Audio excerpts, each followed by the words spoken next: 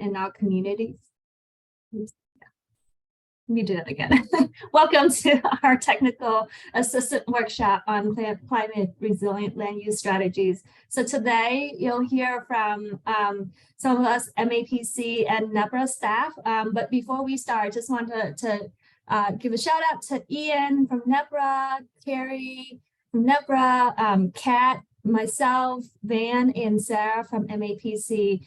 We'll share with you some examples, some opportunities, how to integrate climate resilience measures into some of the tools and policy that our communities have to advance climate resilience. We also would love to hear from you as well. We'll make sure to leave some time. We'll have some guest practitioners with us to share their lesson learned, their best practices, their experience, and a chance for you to kind of have a conversation with them, talking through some of the nuances, the challenges, or any opportunities that you're thinking about in terms of, related to this topic. So again, here's the workshop's goal, and here's the agenda for today. We'll do a quick overview of what we have as resources. We have a couple case studies presentation, focused specifically on zoning and intervention points, floodplain bylaws, and stormwater regulations.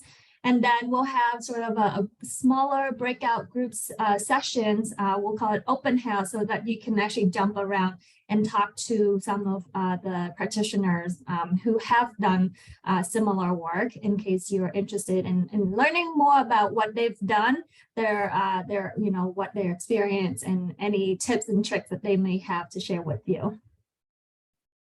So with that, I'll turn it over to Kat to start. Great. Good morning, everyone. We wanted to kind of set the foundation a little with some key terms. So we have this slide here. We can, reference back later in the workshop, but I wanted to highlight one that has already come up and will continue, which is climate resilience. And this is really about, preparing for, planning for, and anticipating these climate-driven weather events, whether it be flooding, heat, or severe storms.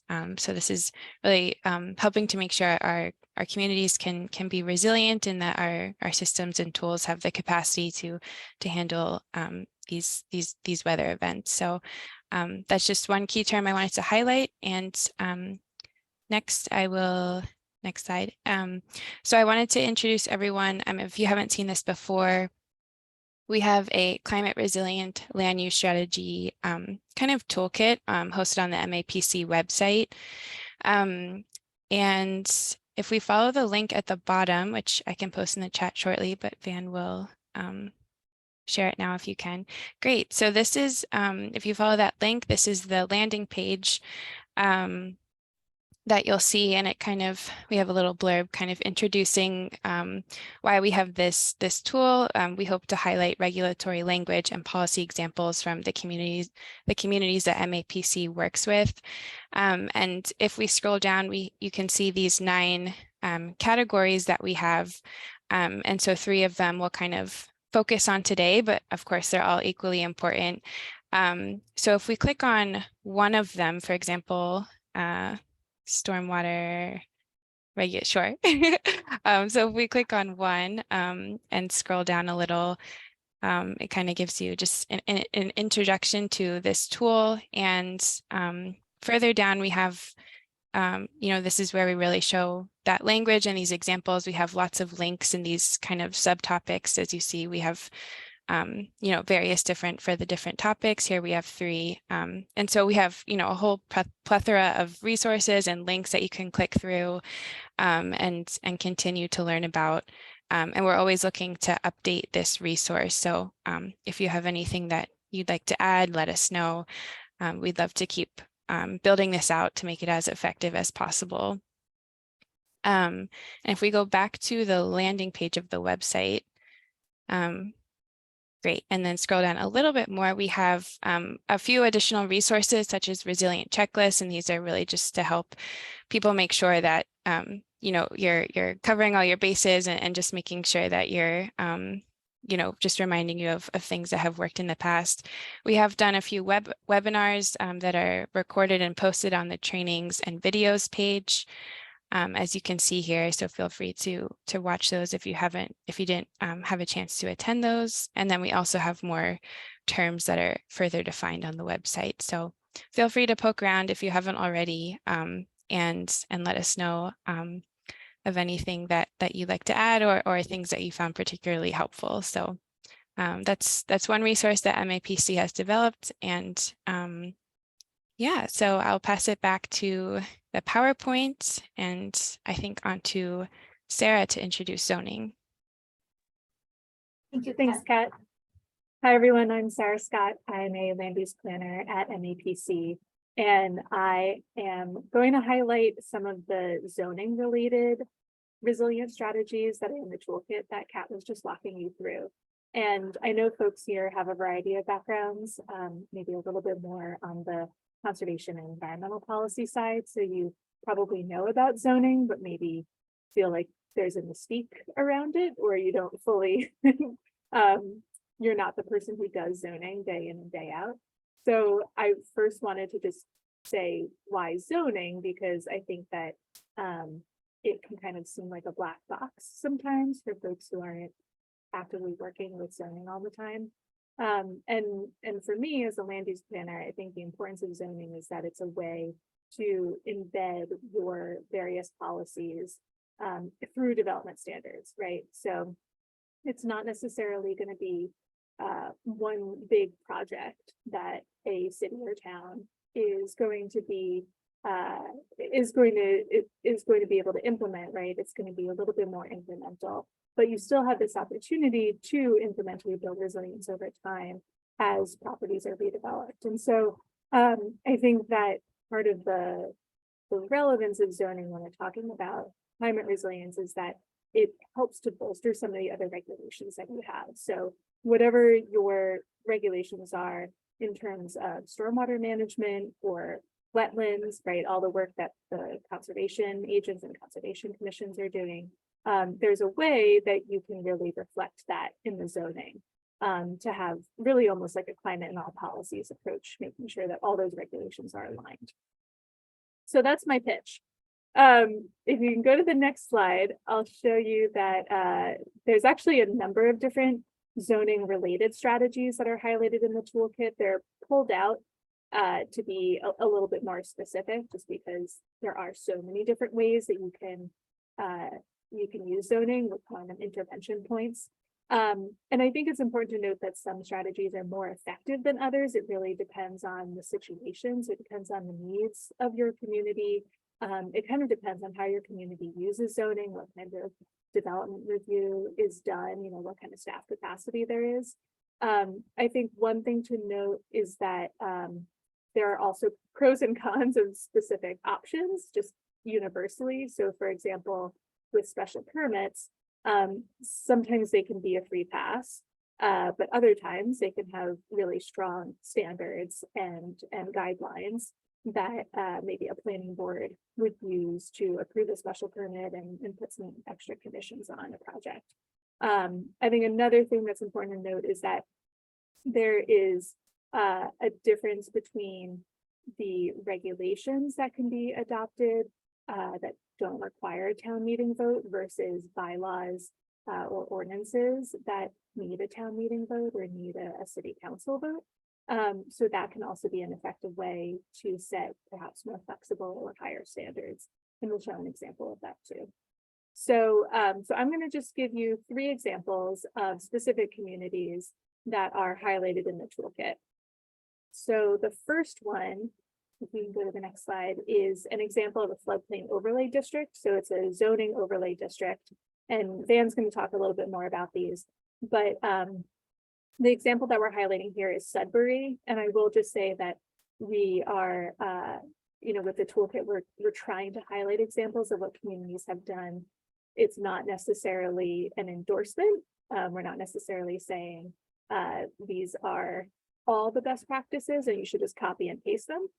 We're really trying to show what we're seeing in the region in terms of what communities are doing. And, I think the kind of thing to keep in mind here is just that it's really up to communities to decide what's best for them. But that being said, the example here is really that, and you see this in a lot of communities, that there's a special permit that's required for development in floodplain areas. So essentially the mechanism is that you create the zoning overlay district, typically that has borders that are coterminous with the FEMA flood maps, with the FER maps.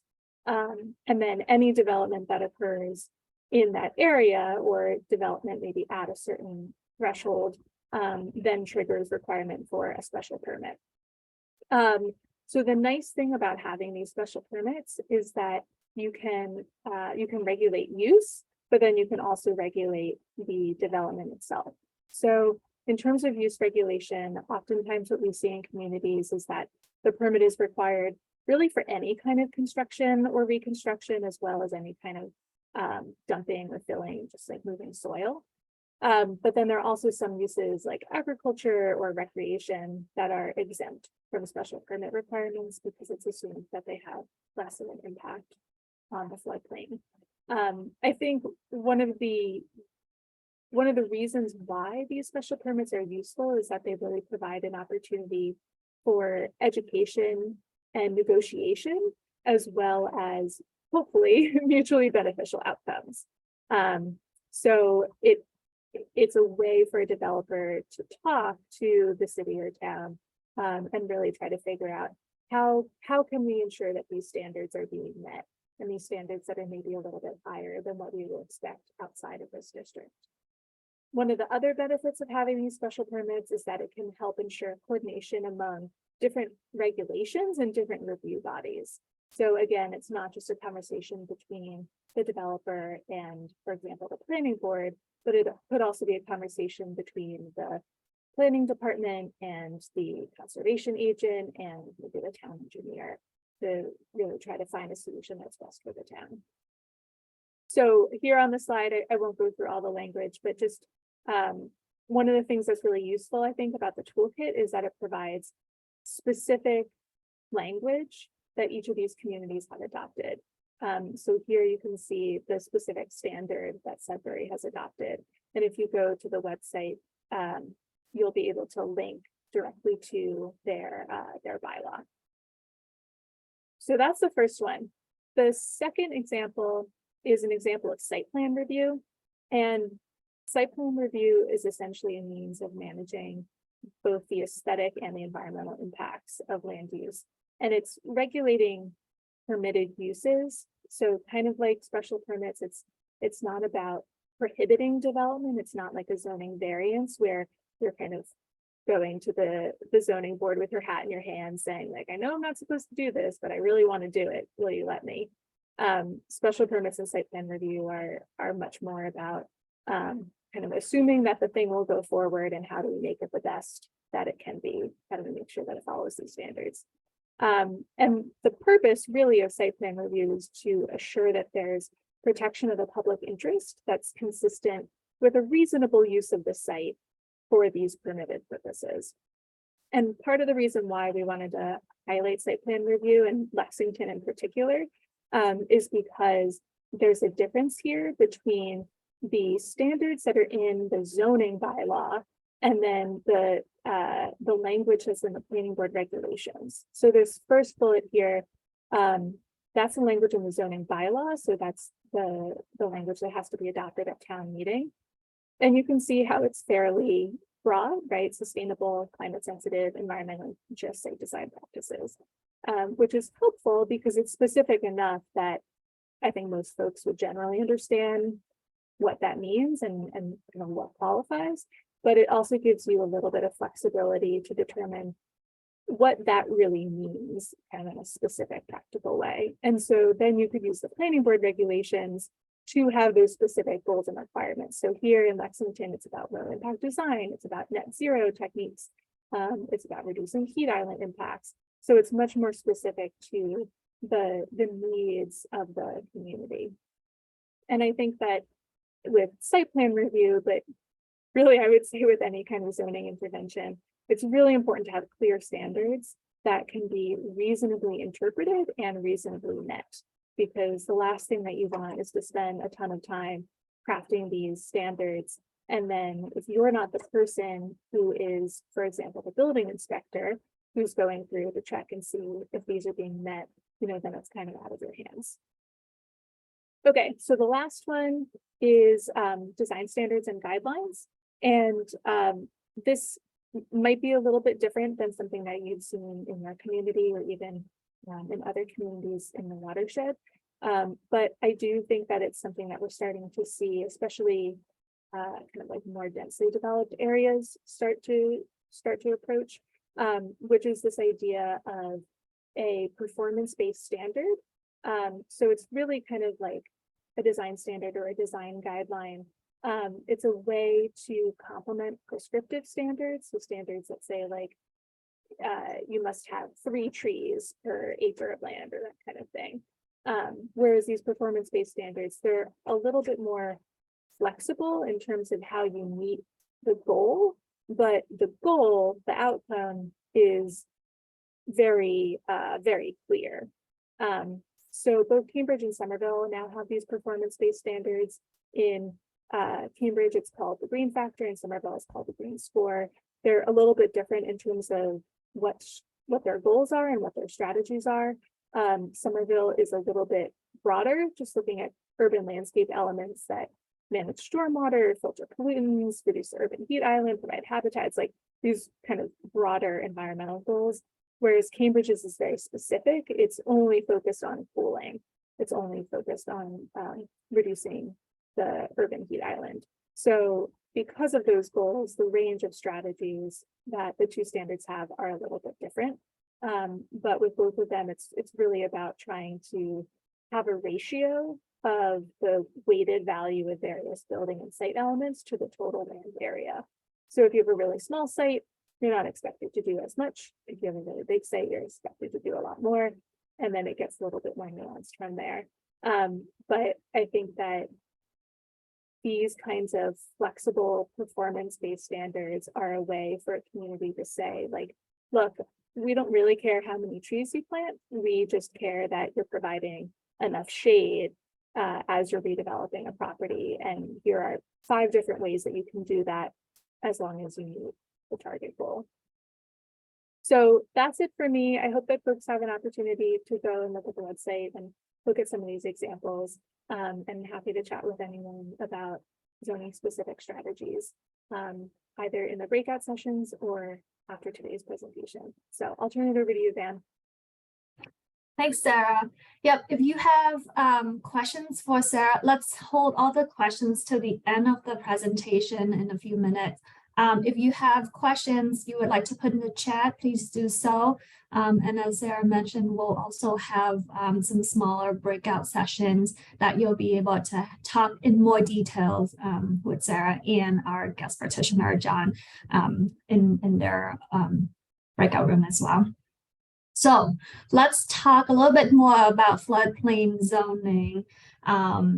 And so, as Sarah mentioned, there are a lot of, we hope you check out the toolkit or the resource page, and we'll provide the link in chat as well. There are a lot of great examples in here, which I think is indicative of the flexibility and the creativity that a lot of communities in the MAPC region have been able to come up with to think about climate resilience. For today, in terms of thinking about floodplain, I just want to dive into some example of the strategies that have been used, giving you just some high level example or kind of indicating that the communities that have done something along the similarly, so that you can kind of think about, connect with them, have a deeper conversation. And of course, like Sarah said, you can check out their specific language that we're able to get a hold of on our, and we'll continue updating that as well. So if you have any suggestions or recommendation, we would love to hear from you as well. So in terms of floodplain zoning relief, here are the context is that we're hoping that in doing so will help elevate buildings or utilities in the FEMA 1% flood zone or 100-year flood zone above base flood elevation. recognizing that there's, there's not always the opportunity or cases where you can just not build in the floodplain. And so if you have to do so, or if your community still need to do so, here are just some example to help elevate and reduce or mitigate the flood issues. So one of the examples is allowing new and existing structure to exceed zoning height limits by special permit, as Sarah mentioned before, to achieve additional freeboard. An example from Hull is that the community recently allows for up to 4 feet of freeboard. And then another example is allowing existing structure to elevate, to achieve the base flood elevation. In this case, Situates, you'll see their example and the context where they allow existing structure to elevate to the maximum height of 50 feet.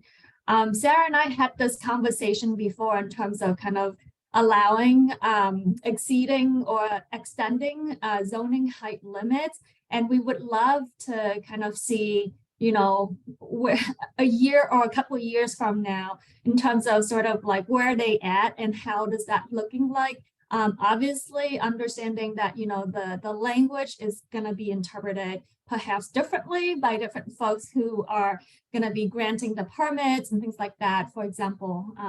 And so, I think the nuance is in that language as well. So I think a key takeaway, I would say, is in crafting these language, it would be really helpful from the get-go to really have at the table all the key players who will be involved in the permitting process, that will also need to have clear interpretation and understanding across the board, so that you don't go from one department to another and have different people having different perspective interpreting what what does it mean to, what is the maximum height elevation could be or should be. So that's sort of the first tip and tricks. And then another example is measuring building height from base flood rather than from the average mean grade in FEMA 1% flood zone. Dennis and Nantucket are both doing this. So would love to learn more from them on how's that going. Another example is allowing encroachment into setbacks to facilitate elevation of utilities, including heating units, water heater, hot water storage, electrical panel, washer and dryer, all the important utilities, pieces, appliances. And again, this is something that was adopted in Hull to allow sort of like this, elevation of these critical utilities in flood area.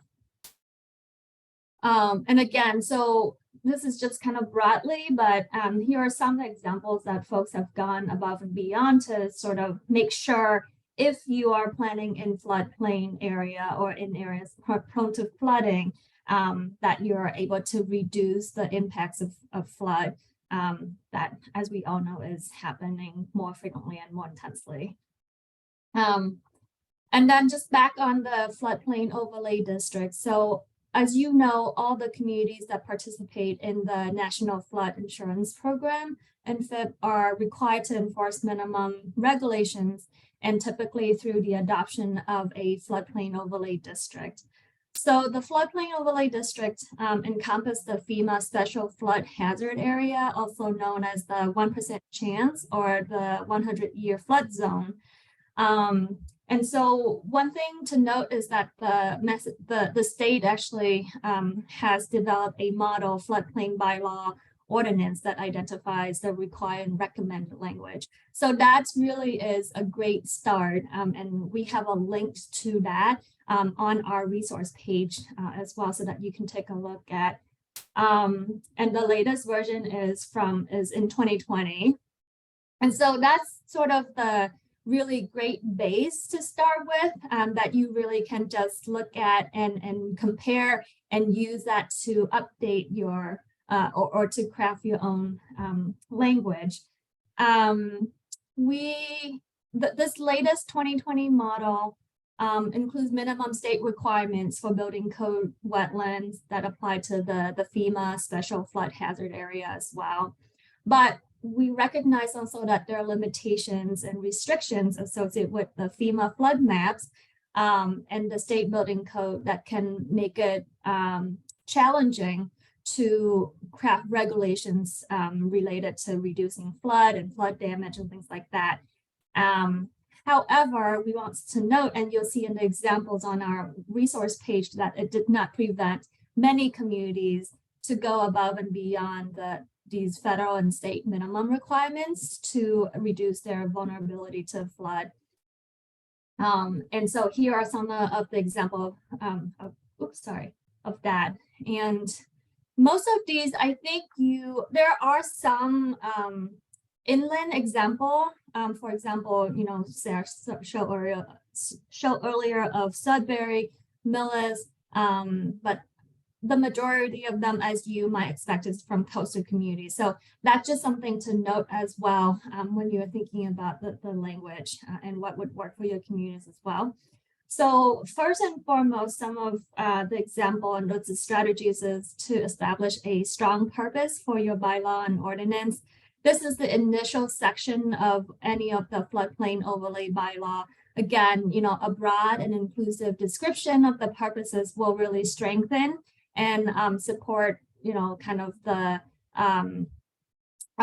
standards, but also kind of help with kind of give a more overview, a higher level, yet also inclusive way for implementation. And sometimes in some case, it helps to defend the implementation around legal appeals and things like that. So take a look at Millis. I think Oak Bluff also have some good example of purpose language.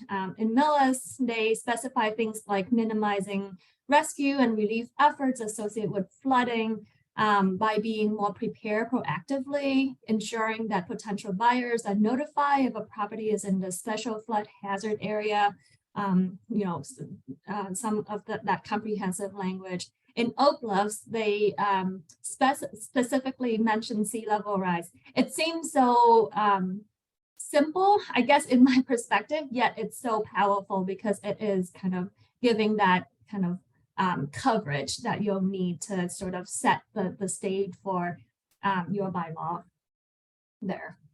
Another example is restricting development in the special flood hazard area. So local regulations cannot be in conflict with building code standards, but communities have and can restrict construction in the floodplain district actually, and this allows some limited use exceptions.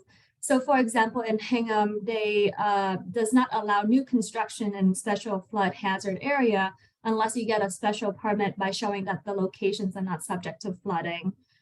In Braintree, they do not allow siting of critical infrastructure in the special flood hazard area and in the 500-year flood zone.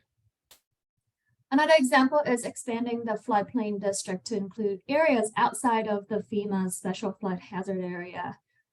Flood related to building code regulations and flood insurance requirements still apply only to the FEMA special flood hazard areas, just to note that, but communities can go above and beyond to restrict development or require special permits in flood risk area that they identify. I think if you may or may not have seen some of the recent data from the 2010 flood that MAPC actually have recently produced as well. And we've typically include that or try to analyze that as part of our natural hazard mitigation planning efforts. And it really showed that, from the 2010 data, it can show that flooding did occur even outside, and actually quite a bit outside of the FEMA flood zone in many of the communities. And so this is something to think about as well. So for example, in Hingham, their floodplain protection overlay district actually includes lands within 25 feet of the mean high water line of brooks and streams. And so just something to think about. And then again, Sarah kind of talked about this a little bit earlier, but require special permits for activities in the floodplain overlay district.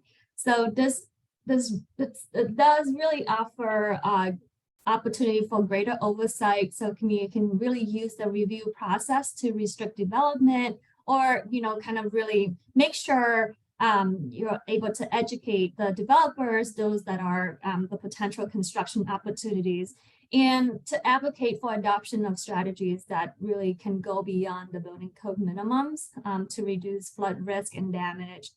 And if you go on the website, again, some of the examples in this section show that many communities require that special permits requests be circulated to multiple municipal departments for review, typically planning board, Concom, DPW, etc. I think this is quite typical. And so again, that goes back to my point earlier that, when you craft a language or when you sort of put something together, it will be helpful to have these department or these key players at the table at the get-go, so that everyone has the same interpretation, understanding of the language, and on the same page when it comes to these special permit requests. Another example is limiting expansion of existing structures in the floodplain district. Winthrop does not allow expansion or enlargement of uses in the coastal high hazard zone, the VE zone, as you noted in FEMA, as an example. And last but not least, considering freeboard requirements for vehicular and pedestrian access.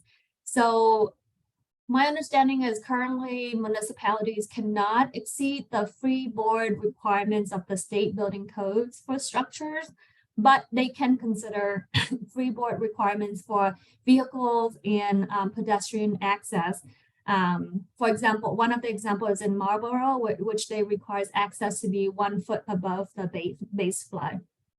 So that's something to keep in mind. So again, here are just some examples we're able to kind of pull together from our communities.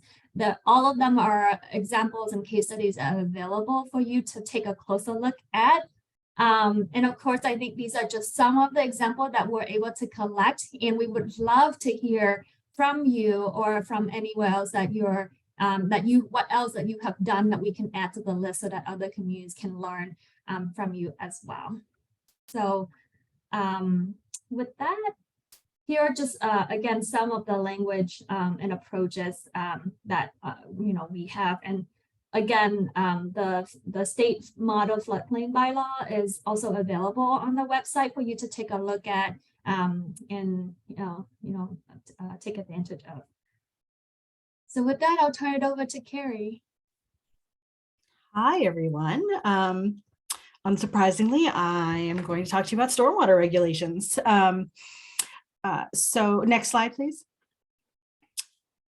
So this tool has many different examples that you can pull from. And the reason we're talking about stormwater regulations in the context of climate resilience is because we're seeing, more and more really heavy rainstorms. So more of our rain is coming down as heavy downpours. And this is really putting a strain on everybody's MS4 systems. And stormwater flooding is going to continue to be a bigger and bigger problem. And so while the Clean Water Act and the MS4 permit is really designed to reduce pollution entering our waterways through stormwater, the requirements and the regulations that towns are putting in place to comply with the permit can also be used to reduce the impacts of stormwater flooding. So as of July 2021, communities were required to update their construction and post-construction bylaws and regulations. And they were, and almost all of our communities have done this. And so more water is being required to be infiltrated on site for construction, for development and redevelopment projects. They're removing more pollutants by the time they are completed, particularly suspended solids and phosphorus.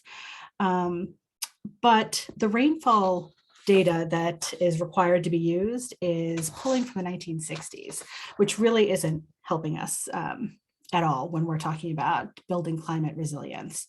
So stormwater regulations can really be used to go above and beyond, and to really make sure that any development that's happening in your community is taking climate change into consideration, and is dealing with flooding on site rather than leaving it to each of your communities to deal with it once it runs off of their site. Next slide, please.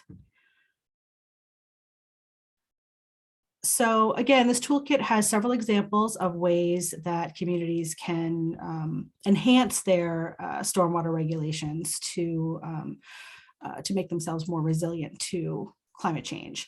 And some key things to consider are, increasing the infiltration requirements. Make developers retain more of that water on site, put it into the ground, so that it's not running off. And so here are a couple of examples of regulations that have done that. Next slide. Another thing to consider is to apply the regulations to areas of land disturbances of less than 1 acre. The MS4 requirements required all communities to apply them to redevelopment projects of 1 acre or more. But all of those smaller projects add up. And I think very few of our communities are actually seeing these really large projects happening of 1 acre or more. So if you have a lot of these smaller projects, that's a lot of stormwater that is being put back into the system, and that might not be dealt with. So Dedham is applying theirs to land disturbances of 500 square feet or more, and many other towns have updated their regulations to do similar things. Next slide. And finally, really take a look at those rainfall requirements. Right now, we typically are relying on the Wetlands Protection Act. Some of our cities and towns have local wetlands bylaws that might talk about rainfall, but by and large, most communities are still requiring these drainage calculations and these stormwater calculations to be used to be based on 1960s data. And we really need to be looking at forward-looking projections for rainfall to really make sure that we are doing everything we can to improve resilience. And I'll repeat what Sarah and Van have said.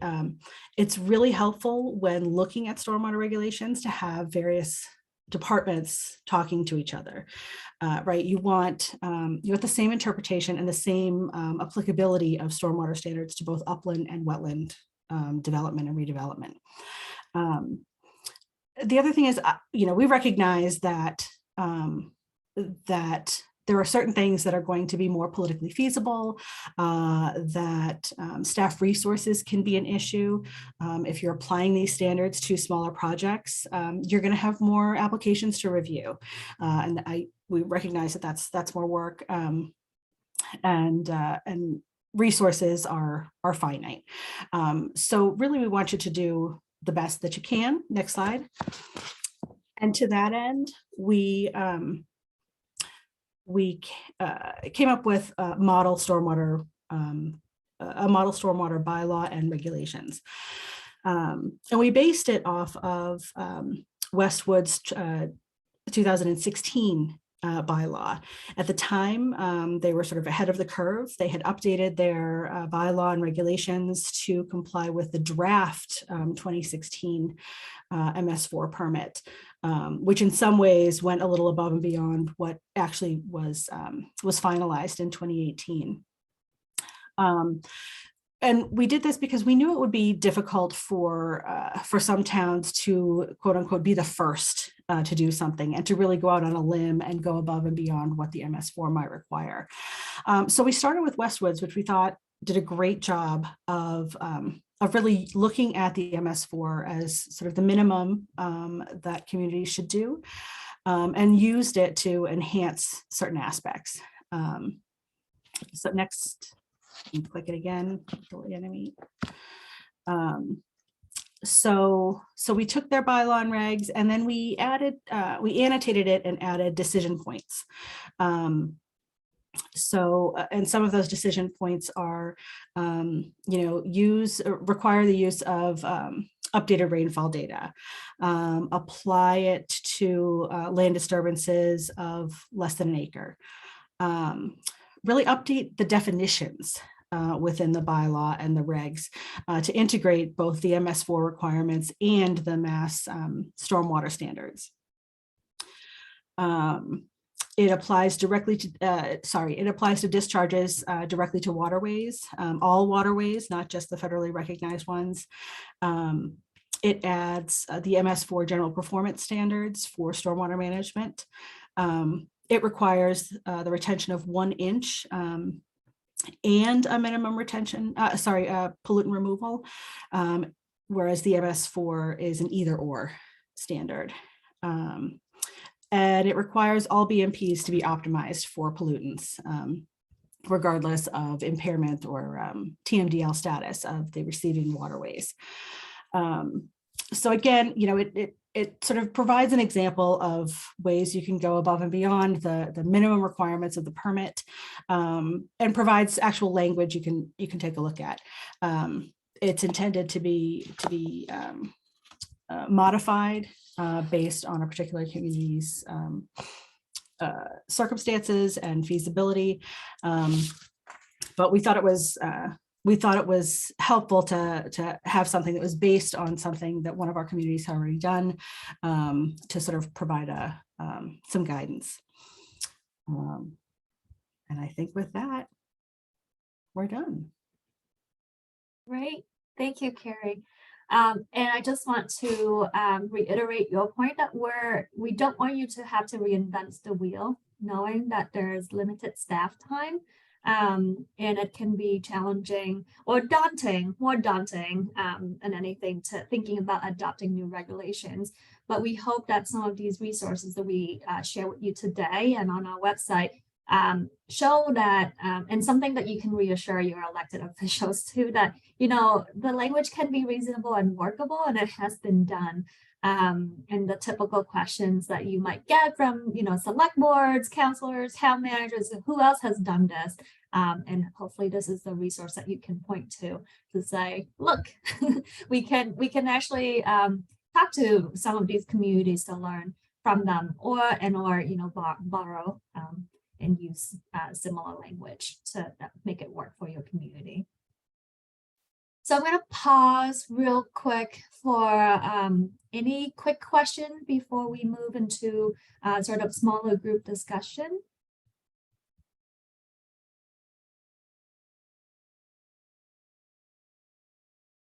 Okay.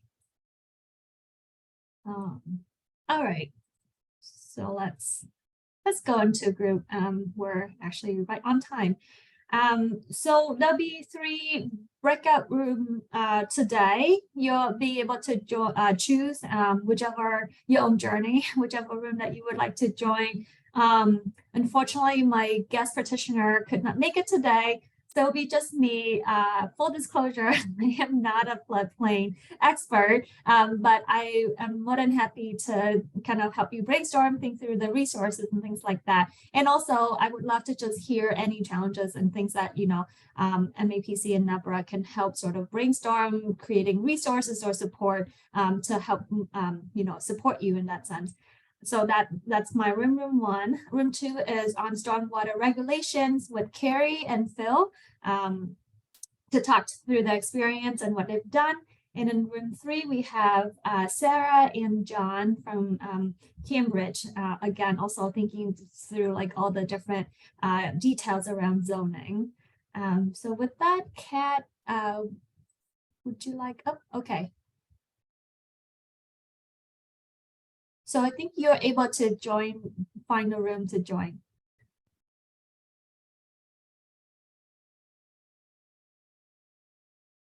Great. If anyone needs help navigating joining a breakout room, let me know.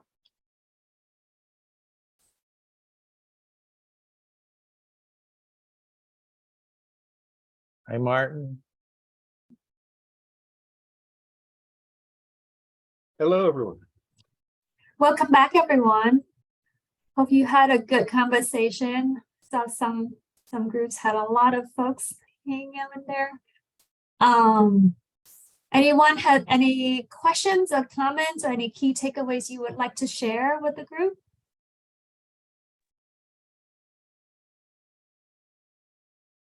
I can start. Well, I have a very small group, so I'm hoping maybe folks might have and might get some inspiration from the strategies we provided. And if you have any questions, please do let us know or reach out. We're happy to continue brainstorming, but it sounds like a lot of, or at least some of the communities have gotten the new flood insurance rate map. So don't panic, take a look at the previous map and what is said now, and let us know if there's anything we can support you with, looking through like your GIS mapping and things like that, or what are the new requirements could look like. We can kind of break it down and look at the different components and talk more in that detail. So that's my group. Sarah or Carrie, if you want to share out any key takeaways or any questions. Sure. So we had a great discussion. Some of the challenges that people are finding are, finding land to do some of these stormwater BMPs. Whether it's because you don't have public land and you're trying to work with private owners to try to get them to do it. Funding is always an issue, but I thought I was wondering if there is a single resource for cities and towns to look at for funding options for various funding, state funding availability, whether it's grants or whatever for infrastructure, other capital projects, and what their deadlines might be, because I know that they're out there, but I think it's a struggle for towns to find those resources.